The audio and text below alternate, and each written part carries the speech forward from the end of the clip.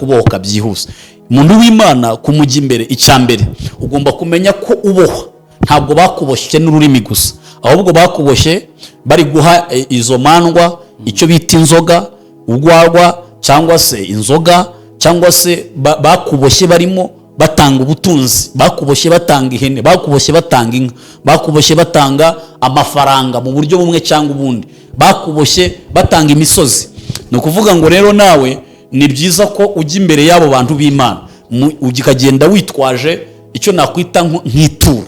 Mu by'ukuri wenda iryo turo si ryo rishobora kukubohora, ariko umuntu w'Imana biramufasha, kuko niba hari ibyo bakuvuzeho, hari icyo bakoze, nawe arambika ibiganza kuri iryo turo akavuga ngo bakoze ibi n'ibi, nanjye ndasenze, turabivuguruje kuko umwana wawe yaje imbere yawe ataje imbokoboko. Ibyo ntibivuze ko n'Imana itakubohora mu gihe kirekire, nyine mu gihe utitwaje ibinkubwe. Icya kabiri, ugomba kugendana kwizera. Yego, izo ni intwaro ushobora kugendana ugiye imbere ya wa muntu w'Imana ugufasha mu kubohoka. Icya gatatu, ugomba kugenda imbere y'umuntu w'Imana utari igipinga, kuko iyo ujya mu bintu urimo ubipinga, utarimo wumva ko bibaho, utarimo ubyizeye ko bishoboka, hari igihe bikubera uko wizeye nyine, uko bidashoboka ntibishoboke kandi wateye intambwe. Intambwe ya gatatu ushobora gutera kugira ngo ubohoke ni ukujya mu bihe byo gusenga. Bibiliya iravuga ngo bene uwo mudayimoni akurwaho no kwiyiriza ubusa ndetse no gusenga. Ngo mu gihe wiyiriza ubusa hari imbaraga zipfa, hari imyuka igusohokamo, hari ubutware bw'umwijima bugenda burekura ingingo zawe, kuko karande ni uruhererekane mu maraso, mu buryo bw'umwuka ariko noneho mu maraso. Ugasanga wenda niba udasenga biragoye ko wabohoka mu gihe kirekire. Umuntu w'Imana aragusengera, ariko nawe ukagira urwa ruhare rwo gutera intambwe yo kwisengera nawe ubwawe, ukaba mu bihe byo gusenga, ukaba mu bihe byo kubana n'Imana, ukaba mu bihe byiza byo kugira ngo ugirane connection n'ijuru. Iyo uri gusenga rero, gusenga kuba bizi bwa mbere ni ukuganira n'Imana. Iyo uri muganira n'Imana uyibwira, igenda ibohora ubuzima bwawe, igenda ibohora ubugingo bwawe. Ni ukuvuga ngo rero iyo uri gusenga wakira imbaraga muri wowe. Izo mbaraga uri kwakira muri wowe ni ubutware uri kugenda wakira, ubundi butware bw'umwijima bugusohokamo. Iyo wabonye rero uwo muntu w'Imana ntugomba kumutakaza, kuko karande ziri mu byiciro byinshi, nta nubwo wazivuga ngo uzirangize. Ni ukuvuga ngo wa muntu w'Imana we uko mugenda mubana, uko mugenda musengana, we agenda ahishurirwa. Uko ahishurirwa niko agenda kubohora. Uko ahishuriwe niko agenda kubwira.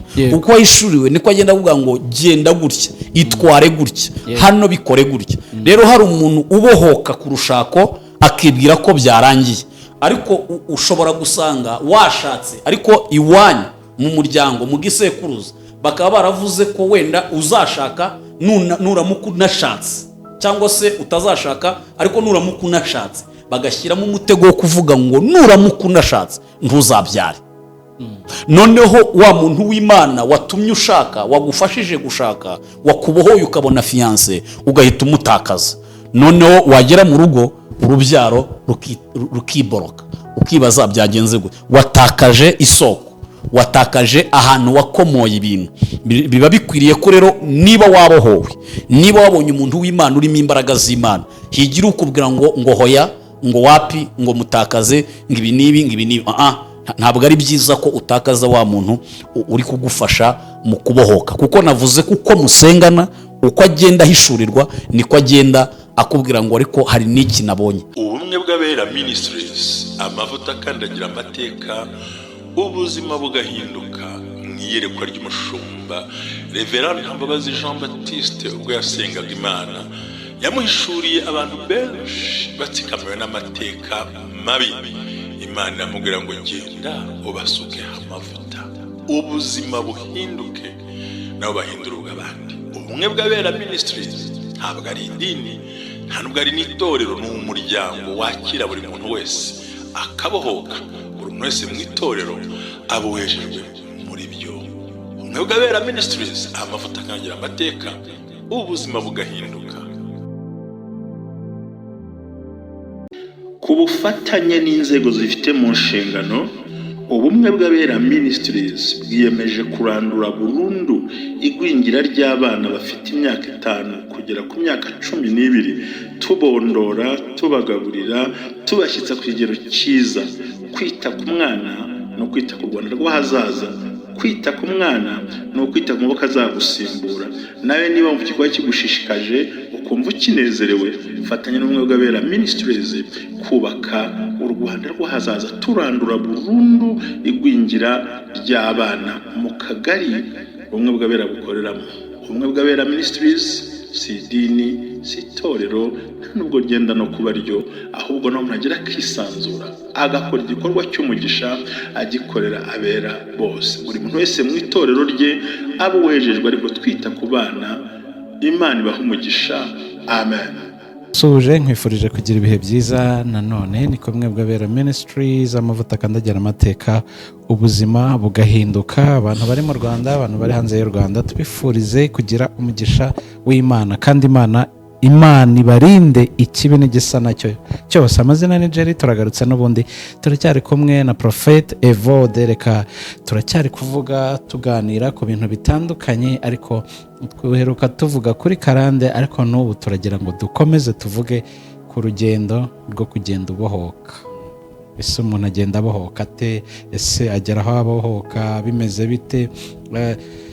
Karande, hari igihe abantu bavuga ngo ni ubukene. Ese umuntu ashobora gukira agifite karande? Ibyo byose turabireberaho, ariko turebe noneho n'uburyo umuntu urugendo rwo kubohoka. Ikaze nanone Prophet. Murakoze cyane, turanezerewe kuba ku bumwe bw'Abera Ministry, aho amavuta akandagira amateka, ubuzima bugahinduka. Imana ibaha umugisha kubw'icyizere mwatugiriye, tubihaye agaciro. Warubajije uti ese urugendo rwo kubohoka kuri karande ni izihe ntambwe? Ubwo dushobora kuvuga ngo ni izihe ntambwe, ni zingahe umuntu atera kugira ngo abohoke. Ndavugamo intambwe ngende ntanga n'ingero. Kubohoka ubundi ni urugendo nk'uko umuntu yavuga ngo wenda mvuye Nyabugogo ngiye i Remera kandi ndasabwa kuhagera. Mu by'ukuri mu urugendo rukenera ibintu byinshi. Urugendo rusanzwe rw'ubuzima rukenera kuba ufite amaguru abiri mazima no kuba uri muzima. Hanyuma iyo uri muzima ukaba ufite amaguru abiri mazima, wenda ushobora no kugira sapoti ya tike kugira ngo wihute. Hari umuntu ushobora kuvuga ati jyewe ndashaka kuzabohoka kera bitinze, ariko hari n'umushobora kuvuga ati ndashaka kubohoka byihuse.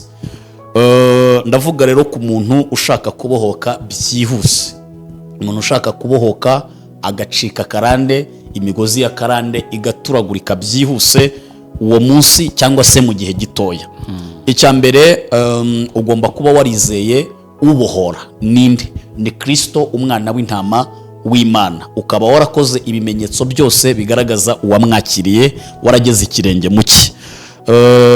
Iyo ni intambwe ya mbere ku muntu kugira ngo abohoke. Kubera iki kwakira Yesu ari ngombwa? Nuko twebwe abantu by'umwihariko wenda muri bino bihugu byo munsi y'ubutayu bwa Sahara, cyangwa se wenda by'umwihariko mu Rwanda kuko ariho turi, habagaho ibyo bita imandwa, hakabaho ibyo bita inkonjo, hakabaho ibyo bita nyabingi, hakabaho izo bita za ryangombe. Ibyo byose nabyita ibigirwamana abanyarwanda bizereragamo, bibahesha ibintu bimwe cyangwa ibindi. Bashobora gutwerera abana babo, bashobora gutwerera abuzukuru babo n'ubuvivi n'ubuvivura. Rero ushobora kuba wenda uri ubuvivi wowe, cyangwa se ukaba uri umwuzukuruza wabo ngaho. Icyo gihe nta Kristo bari bazi. Abamisiyoneri bari bataraza mu Rwanda, bataravuga ubutumwa bwiza ngo abantu bamenye umwuka wera, bari batsikamiwe n'izo mbaraga. Ariyo mpamvu habaho karande y'ibyo ngibyo nyine. Iyo bavuze karande ni uwo mwuka w'ibigirwamana abantu bakonexwe, ugasanga icyo bita imandwa zaragushimye mu muryango. Sogokuru wa sogokuru yari yaravuze ngo ubuvivi bwanjye cyangwa umwuzukuruza wanjye niwe uzasigarana ibi ngibi. Mu by'ukuri wowe wari utaravuka, ariko we bamaze kubikwatura, kuko ni ibintu byapfumuraga, icyo bita ubupfumu.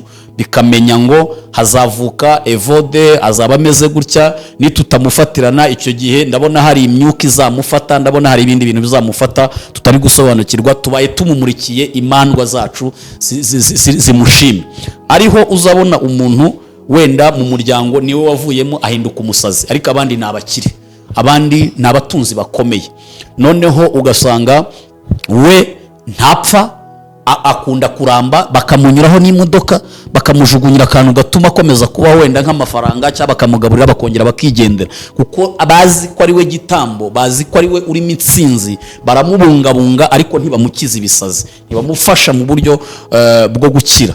Ni nako bigenda rero ku muntu wahuye n'ibindi bibazo bitandukanye, agomba kumenya ngo ese byari bimeze gute. So ni ukuvuga ngo rero intambwe ya mbere yo kubohoka, kwizera Yesu y'umwizeye, biravuga ngo ububaye icyaremwe gishya. Biravuze ngo ucomokotse mu butaka bwa bya bisekuruza, ucometswe mu butaka bw'abana b'Imana mu buryo buri spiritual, kuko babikoze mu myuka mibi, nawe wikonegise n'umwuka. Ni ukuvuga ngo umwuka wera n'imyuka y'abadayimoni na za nyabingi n'ibindi byose bikora mu buryo bw'imyuka. Hamwe ni umwuka wera ufasha abana b'Imana, ahandi ni imyuka mibi ifasha abakonegiswe izo mbaraga. Ni ukuvuga ngo rero iyo ntambwe ya mbere uba uteye, iyo wizeye uhabwa wa mwuka wera, ariko ukamuhabwa ku rugero rungana n'uko wizeye. Hari abandi rero baba baramuhawe bakabisigirwa kugira ngo nanone bagufashe. Ubwo ngariye ku ntambwe ya kabiri. Intambwe ya kabiri yo kugira ngo ukire karande, nuko ugomba gushaka abantu b'Imana buzuye umwuka w'imbaraga, bakagufasha mu rugendo rwo kubohoka. Niki rero ushobora kwifashisha cyangwa ushobora kwitwaza ugiye imbere y'abo bantu b'Imana? Ubwo ndi kwivugira umuntu ushaka kubohoka, naho abazajya wenda bavuga bati ibyo ntitubyumva, ibyo ni ibiki, ibyo nabyo muratangiye. Oya, uwo ntabwo ari we turi kuganira. Ndimo ndaganira n'umuntu ushaka kubohoka byihuse. Umuntu w'Imana kumujya imbere, icya mbere ugomba kumenya ko uboha ntabwo bakuboshye n'ururimi gusa, ahubwo bakuboshye bari guha izo mandwa icyo bita inzoga, urwarwa cyangwa se inzoga, cyangwa se bakuboshye barimo batanga ubutunzi, bakuboshye batanga ihene, bakuboshye batanga inka, bakuboshye batanga amafaranga mu buryo bumwe cyangwa ubundi, bakuboshye batanga imisozi. Ni ukuvuga ngo rero nawe ni byiza ko ujya imbere y'abo bantu b'Imana ukagenda witwaje icyo nakwita nk'ituro. Mu by'ukuri wenda iryo turo si ryo rishobora kukubohora, ariko umuntu w'Imana biramufasha, kuko niba hari ibyo bakuvuzeho, hari icyo bakoze, nawe arambika ibiganza kuri iryo turo akavuga ngo bakoze ibi n'ibi, nanjye ndasenze, turabivuguruje, kuko umwana wawe yaje imbere yawe ataje imbokoboko. Ibyo ntibivuze ko n'Imana itakubohora mu gihe kirekire, nyine mu gihe utitwaje ibinkubwe. Icya kabiri, ugomba kugendana kwizera. Izo ni intwaro ushobora kugendana ugiye imbere ya wa muntu w'Imana ugufasha mu kubohoka. Icya gatatu, ugomba kugenda imbere y'umuntu w'Imana utari igipinga, kuko iyo ujya mu bintu urimo ubipinga, utarimo wumva ko bibaho, utarimo ubyizeye ko bishoboka, hari igihe bikubera uko wizeye nyine uko bidashoboka ntibishoboke kandi wateye intambwe. Intambwe ya gatatu ushobora gutera kugira ngo ubohoke ni ukujya mu bihe byo gusenga. Biravuga ngo bene uwo mudayimoni akurwaho no kwiyiriza ubusa ndetse no gusenga. Ngo mu gihe wiyiriza ubusa hari imbaraga zipfa, hari imyuka igusohokamo, hari ubutware bw'umwijima bugenda burekura ingingo zawe, kuko karande ni uruhererekane mu maraso, mu buryo bw'umwuka ariko noneho mu maraso.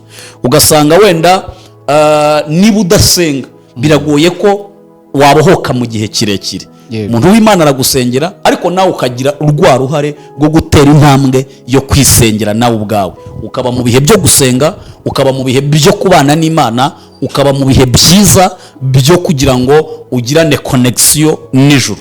Iyo uri gusenga rero, gusenga ku babizi bwa mbere ni ukuganira n'Imana. Iyo uri muganira n'Imana uyibwira, igenda ibohora ubuzima bwawe, igenda ibohora ubugingo bwawe. Ni ukuvuga ngo rero iyo uri gusenga wakira imbaraga muri wowe. Yego. Izo mbaraga uri kwakira muri wowe ni ubutware uri kugenda wakira, ubundi butware bw'umwijima bugusohokamo. Iyo wabonye rero uwo muntu w'Imana ntugomba kumutakaza. Kumutakaza kuko karande ziri mu byiciro byinshi, nta nubwo wazivuga ngo uzirangize.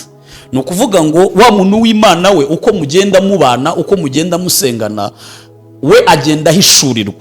Uko ahishurirwa niko agenda kubohora. Yego. Uko ahishuriwe niko agenda kubwira. Yego. Uko ahishuriwe niko agenda kuvuga ngo genda gutya, itware gutya, Yego. hano bikore gutya. Rero hari umuntu ubohoka ku rushako akibwira ko byarangiye, ariko ushobora gusanga washatse, ariko iwanyu mu muryango mu gisekuruza bakaba baravuze ko wenda uzashaka nuramuka unashatse, cyangwa se utazashaka ariko nuramuka unashatse, bagashyiramo umutego wo kuvuga ngo nuramuka unashatse ntuzabyare. Noneho wa muntu w'Imana watumye ushaka, wagufashije gushaka, wakubohoye ukabona fiance, ugahita umutakaza.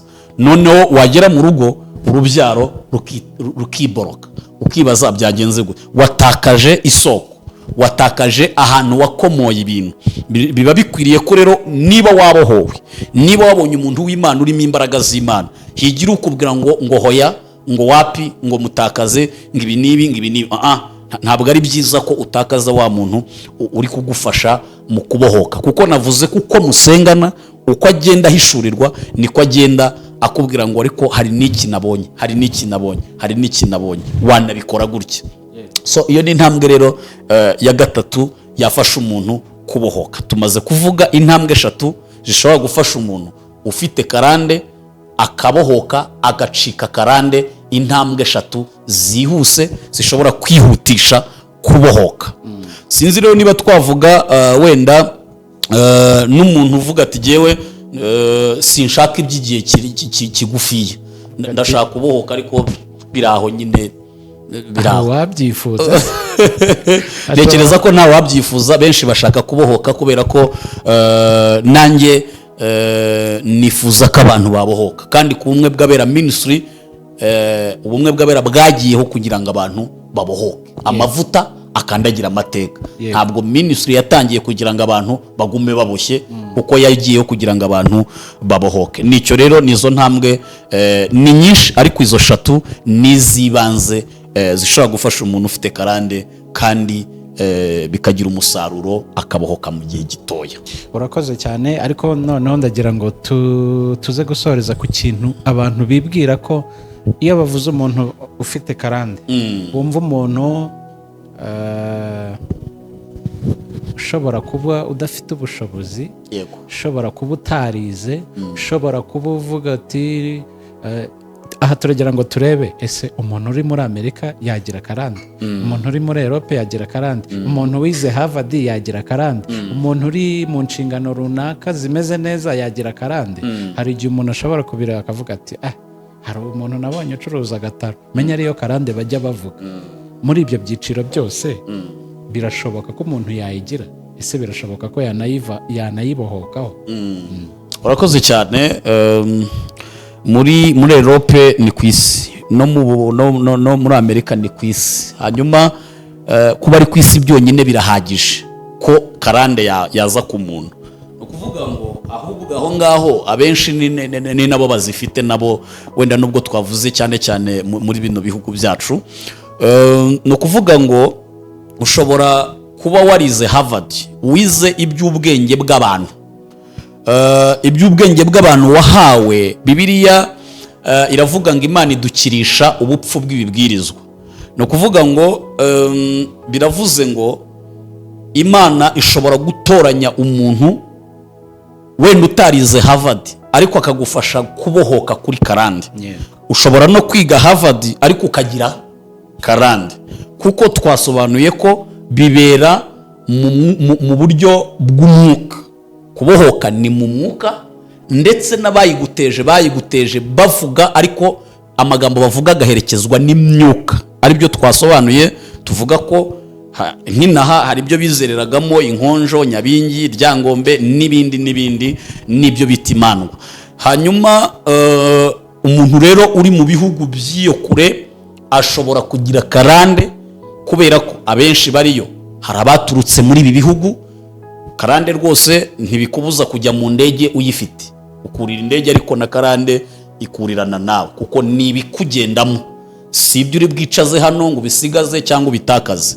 Ni ukuvuga ngo rero karande biravuze ngo ntabwo ireba icyubahiro, ntabwo ireba umuntu, ntabwo ireba karande. Rero mu by'ukuri kuko twavuze ko ari uruhererekane ruba rwaturutse mu gisekuruza cyo hafi cyangwa cya kure tutangira, ni ukuvuga ngo birashoboka ko ushobora gutega indege karande nayo ikagendana nawe kuko ntigenda uruhande rwawe niho naringeze, ahubwo ikugenderamo cyangwa se bayigukonexeme indani. Bajya baca umugani ngo umuntu ntasiga ikimwirukankamo ngo ashobora gusiga ikimwirukankana.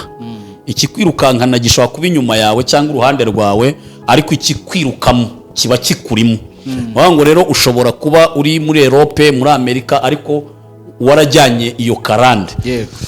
Ushobora no kuba warahavukiye ababyeyi bawe bahari kuko bavuye inaha bakagerayo, noneho bakubyara wowe ukavukira muri Amerika ukagira ngo nta karande wavukanye, kandi muri cya gisekuruza cyaho mama wawe cya papa wavuka karande bakaba baragize gute, bari bayifitiye. Karande rero ukayivukana kuko iri mu maraso, twavuze ko iri mu buryo bw'umwuka, kandi ntiwamenya ko uyifite mu gihe wavukiye nk'aho ngaho.